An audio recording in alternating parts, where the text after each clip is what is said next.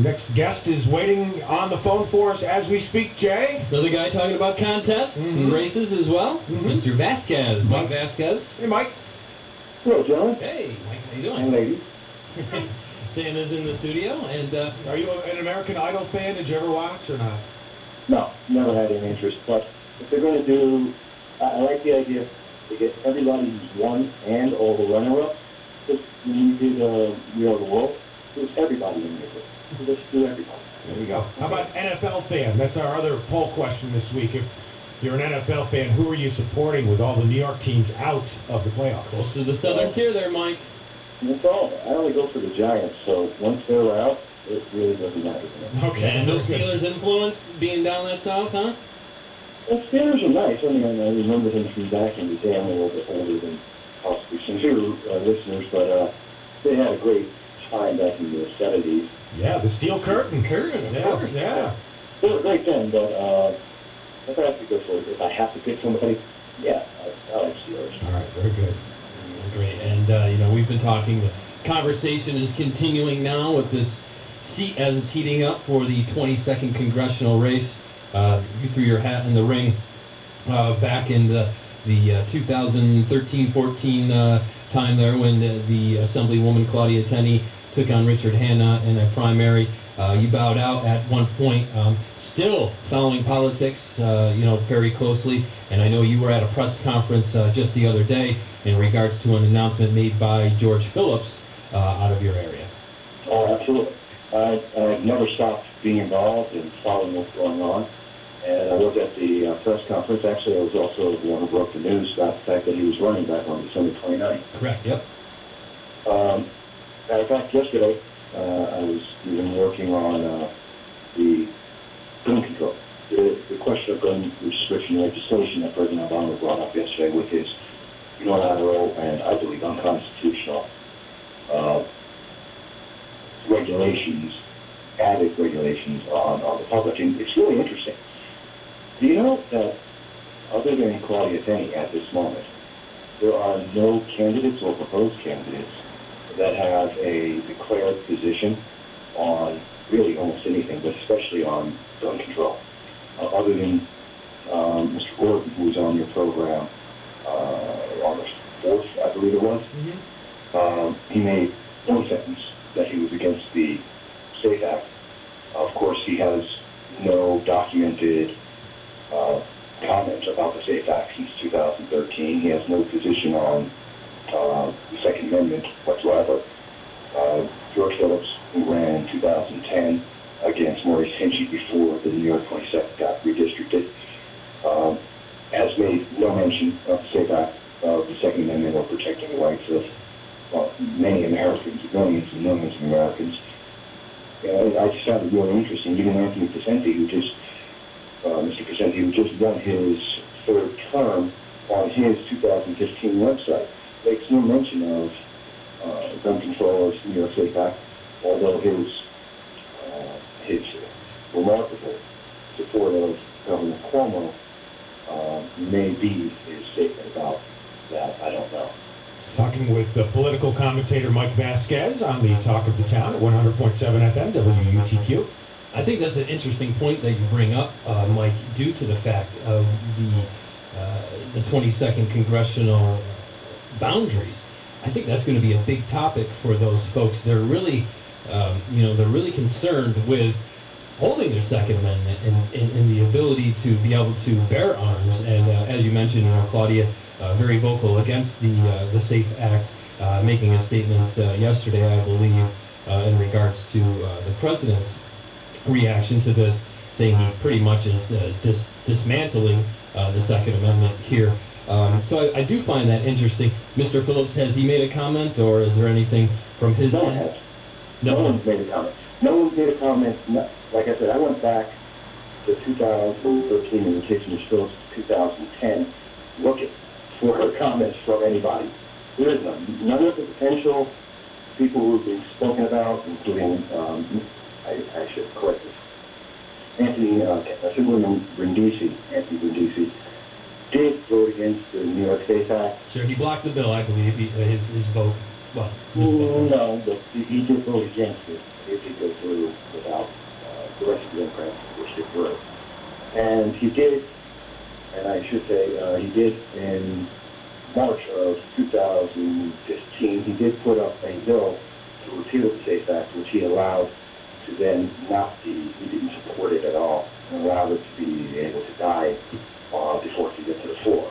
So it was a wonderful show of display of Second Amendment support, although his record doesn't support that at all. He's rated 79% by the NRA. And in blocking that bill, though, it was in the repeal of that. Was he on a committee to do so in that form or fashion? No, that was the bill he put out. It was the first bill he had ever put out to repeal the bill. And like I said, he let it die. He didn't, when it came up for the committee review to get put into the assembly to actually be spoken about on the floor, he didn't come to support it. He didn't argue about it. He let it die. That's actually documented. There's a video on YouTube showing that. That was in late of April of 2015. So that makes me believe he was doing it for the show. He wanted some attention. Because otherwise, why would you support your own bill? You mentioned Claudia Tenney, her press release from just yesterday, actually. The headline from that press release is Obama's unilateral action diminishes the Second Amendment. That's her headline, by the way, from her official press release. Right, and I believe that's absolutely true. I mean, when we have President Obama himself said, this is not going to make people safer. This is not going to actually prevent it. If we look at, he loves to talk about gun violence. You know, some 30,000 people die of gun violence in the nation every year. Well, he leaves out a couple of things. About 22,000 of them are because of gun suicides.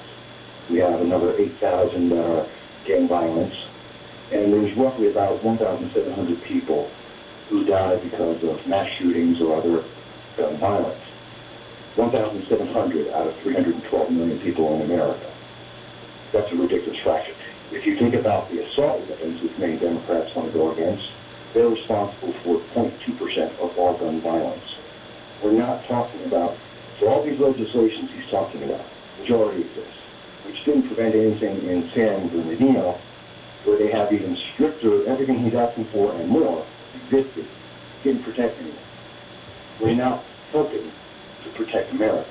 Yeah, it's interesting. You mentioned Obama's speech from yesterday. We have a brief clip here to share with our audience and with you in which he invokes the memories of Newtown and other recent tragedies. Check this out right here from President Obama.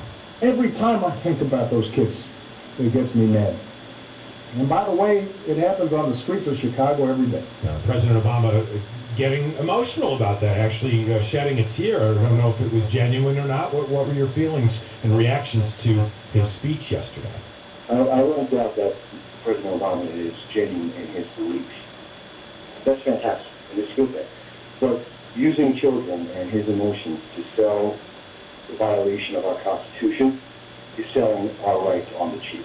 That's my personal opinion. I believe that Assemblywoman Claudia Tenney was correct, that we have to protect our Constitution. We have to protect our rights. No one is against protecting our children. No one is against protecting Americans from the mentally ill and those criminals who have an intent to try and harm others. But the legislation that's being put out there doesn't do that. Not only did President Obama say that yesterday, there's a very unpublicized, but it's out there, CNN video from 2013 February by Vice President Biden as he talked to the media, and he said, in talking about the 23 unconstitutional executive orders at that time, they're not going to change anything. The Vice President said that himself. It's not going to change anything. It's not going to save anyone. It's not going to reduce the amount of violence that we're seeing or the mass shootings. Then why are we doing this? Why aren't we focusing on things that actually help? I believe, and that's, in looking at our congressional candidates, the only person who's actually also said the same thing, that we need to focus on a real solution.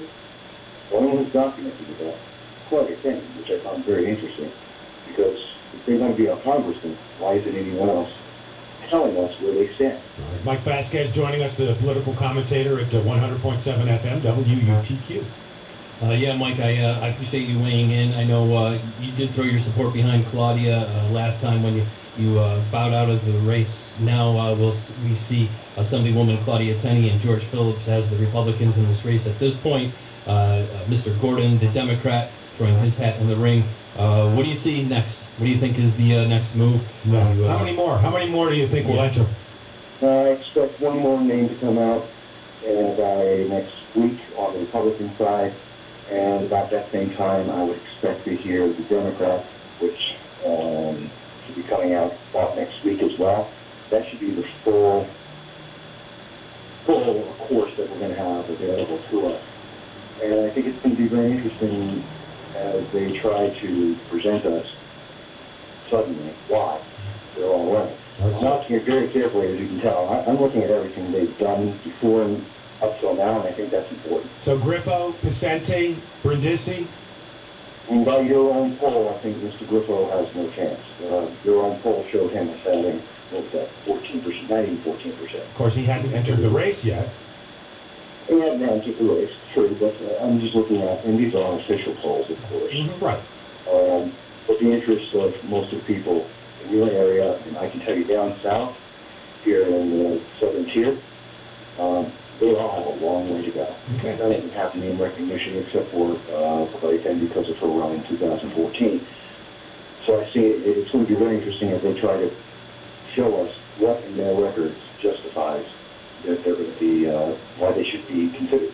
And Mike, you bring up a good point. Maybe we can revamp this at some point, because I appreciate you did add our poll in one of the articles you wrote on your site, the examiner.com. Maybe we can skew that poll a little bit now with the three folks that have announced that they are Good idea, Jeff. in the ring. Mm-hmm. Yeah, I think that would be real interesting. I love listening to you guys, and I listen often.